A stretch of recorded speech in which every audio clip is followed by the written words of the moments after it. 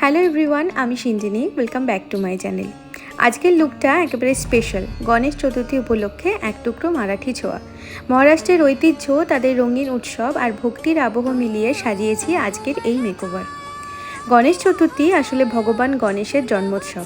লোকমান্য বাল গঙ্গাধর তিলক 1893 সালে ব্রিটিশ শাসনের সময় এই উৎসবকে সামাজিক রূপ দেন মানুষকে একত্রিত করার জন্য। তারপর থেকে সারা ভারতে আনন্দ আর ভক্তিতে পালিত হয় এই উৎসব। শাড়ি ড্র্যাপিং, নাথনি আর কপালে চন্দন, প্রতিটা ডিটেল লুকে এনেছে ভক্তি আর ঐতিহ্যের ছোঁয়া।